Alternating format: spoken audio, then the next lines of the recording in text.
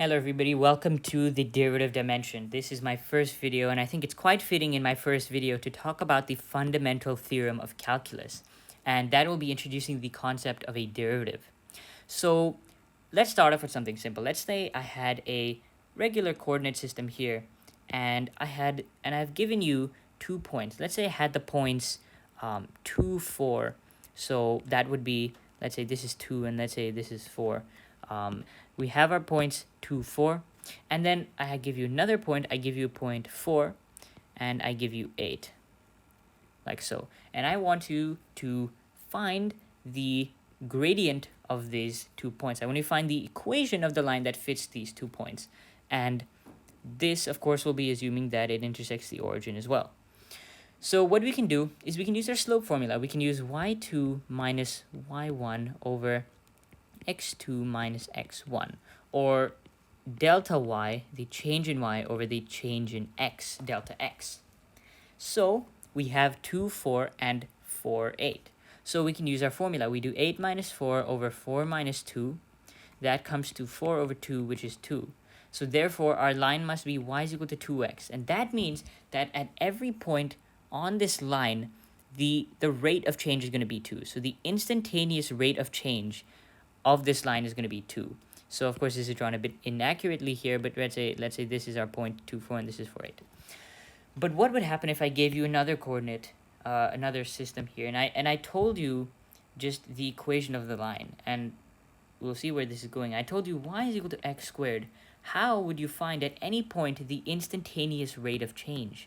So how do we do that? If I gave you this point here and I said that this point over here is 1, how do you find the rate of change at this point? Well, it would be very difficult, and you would not be able to compute it with 100% accuracy. And this is where we introduce the concept of a derivative. And that, in fact, does use our very simple slope formula. So what we actually do is we take some other point here that is some distance away, which we'll call delta x. We'll call it some change in x. And let's say this point right here is x to generalize it. Now, let's get our new y values. Well, all we need to do is plug that into our function. So our original point is x, so therefore our y value is going to be f of x. And our new value is delta x, x plus delta x, that is. So it's going to be f of x plus delta x, because this is the total change in x. Or this is the new x value, where delta x is the change in x. So what we do is we just plug this into our slope formula, where we have y2 minus y1, which is this minus that. So we have f of x plus delta x over, so let's just keep that, minus f of x over x2 minus x1, where that is delta x. Of course, the change is going to be just delta x, because we are adding delta x here. This in reality is, this point is x plus delta x, and this changes delta x, the change in the x value here. So what we've essentially created is what we've derived is the fundamental theorem of calculus. We can now use this formula to find the slope of any line, because what we want to do is we want to make delta x approach 0. We want the difference in x to be as small as possible in order to get the slope, and that is what a derivative essentially is. So how it is traditionally written, and what you can actually use as formal notation, is a limit, because we are having some variable here approach 0. So that is a perfect time to use the limit, and let's call this delta x to be h. So now I'll have the limit as h approaches 0 to get the derivative, the smallest change possible in x, of f of x plus delta x is now h, minus f of x all over delta x is now h. And this is our beloved derivative formula that we can use for everything, for any kind of derivative. So let's go back to our equation here. Y is equal to x squared. How do we find the instantaneous rate of change? Well, we would just have to use the derivative formula. So let's actually try working that out. Let's do this. So we have y is equal to x squared. Now let's use this formula here. So we have the limit as h goes to 0 of f of x plus h, which is going to be x plus h squared now, because our function is x squared. So when you have x plus h, that's going to be x plus h squared. That's going to be the input to our function. X plus h is our input. And now we are subtracting f of x, which is x squared, and that's all over h. And remember that h is approaching 0. So let's just make this a bit neater. So let's expand and see what we get. We can use the fact that a plus b squared is a squared plus 2ab plus b squared, the perfect square formula. So we have a squared plus 2xh now plus h squared minus x squared all over h. So what you can see first of all is that this x squared and this x were cancelled. We have x squared minus x squared, and now we have, and of course this is a bit inaccurate, we have to keep the limit here as h goes to 0. This is an equal sign, so this is equal to the limit now as h goes to 0 of, and now we can actually see that we have a h twice here, so we can factor out the h. We have h times 2x plus h all over h, and guess what, this h and this h cancel, so we're just left as the limit as h approaches 0 of 2x plus h. And now we can finally plug in our 0 into this to finally get our limit. So that is how we evaluate our limit. And guess what, 2x plus 0 is 0, so therefore this all comes to 2x, and that is the instantaneous rate of change of the function x squared. That is the slope of this line. So if we were to draw a tangent at any point, the slope would be 2x, which is really amazing. And this has so many applications within real life, in calculus, of course. So this, I think, is a fitting introduction to calculus and to the derivative. But what does this 2x really mean? Well, this 2x means that at any point on the function x squared, the derivative at that point x will be the 2x, and the slope, I mean, of that point will be 2x. So let's say we have a graph here, and we have an x squared graph. If we had our point 2 here, for instance, what our definition of our derivative gives us is the slope of the tangent line at x is equal to 2. So let's say this is our tangent line, and this point right here, it's exactly intersecting the graph of x squared exactly at 2. And what the derivative gives us is this slope of this tangent line. So let's figure that out. Well, we know the derivative of x squared is 2x as we computed here. So what will be the slope at x is equal to 2? So we see that at x is equal to 2, all we need to do is plug in that into this. We get the slope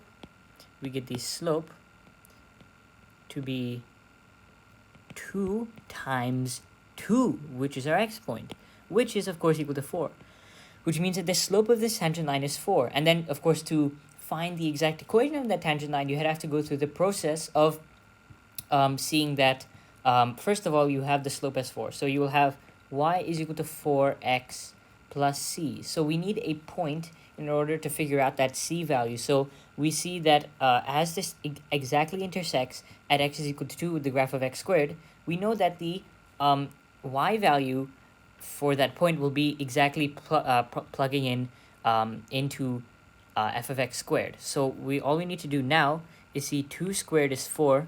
Therefore, the point here is 2, 4. Now all we need to see is that y is 4x plus c. So, and we have a point right here. So let's solve this. We have 4 times x, which is 4 times 2. So y is equal to 8 plus c. And we know that y is equal to 4. So we have 4 is equal to 8 plus c. Therefore, c is equal to 4. So the equation of the tangent line at x is equal to 2, therefore the tangent line at x is equal to 2, so actually it's more suited if this therefore is here. Therefore, the tangent line at x is equal to 2 is y is equal to 4x minus 4, which will give us this right here. So this would be minus 4. So y is equal to 4x minus 4. And this is the power of the derivative. So if we were to have some function like x cubed and we wanted to evaluate, at like, let's say x is equal to 3, we take the derivative, which we know is after, you can use the definition of the derivative or the power rule, you'll get 3x squared. Plugging in 3 into 3x squared, you'll get 3 times 9, which is 27. So the slope will be 27. And that is how you can use the definition of a derivative. And to just go over some final notation here, how do we actually represent taking the derivative of x squared? We have y is equal to x squared. So the first thing we can do is, so let's just write this here. We can say y is equal to x squared. The first way we can represent it is we can say like, so the first thing we can say, find dy by dx. So that is the first way we could do it, because we are taking the derivative of y with respect to x. So realistically, we should actually first include the simplest case, where we can just write d by dx, which means taking the derivative with respect to x of x squared. That is the first way you could write it. Second way you could write it, you can say find dy by dx. And the third way you could write it is you can say find f prime. And this prime is really like an apostrophe in front of the f, and it's like f prime of x. And all of these represent finding the derivative of x squared, of course assuming that your y is defined to be x squared here, in the cases of b and c. And of course, if you want to represent this example here where we took x is equal to 2, you would say, you would use the example c. You would say find f prime of x, but x is 2. We want to find the slope of the tangent line at x equal to 2. So we just say f prime of 2.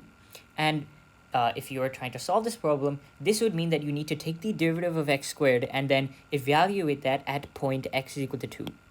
So that was the introduction and overview to the derivative. Just a recap of everything that we've done.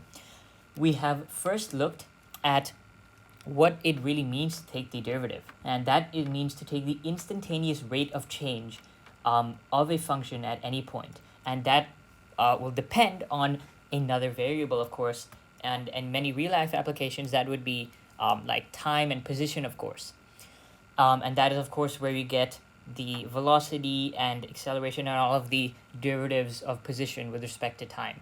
Then of course we derive the definition of the derivative. So realistically, this should not be called the fundamental theorem of calculus. This should be called the definition of the derivative, like so.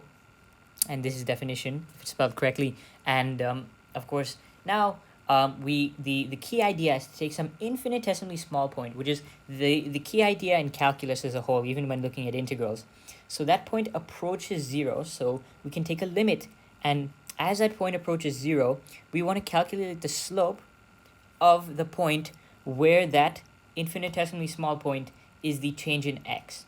And then, of course, we would use the proper notation where we have f of x plus that small point h minus f of x all over the change in x, which is h. And then we looked at an example of x squared where we just plugged in x squared into the formula, where we have x plus h squared now because it's f of x plus h. So now our x is x plus h. We have to square all of that. And eventually we see that with some factoring, we see that we get the limit of 2x plus h. And as h approaches 0 of h, which is just 0. So therefore you're left with 2x plus 0, which is 0. And then we just looked at how you can denote taking a derivative and how you would actually go about finding the tangent line. So that was it for today's video, and thank you for watching.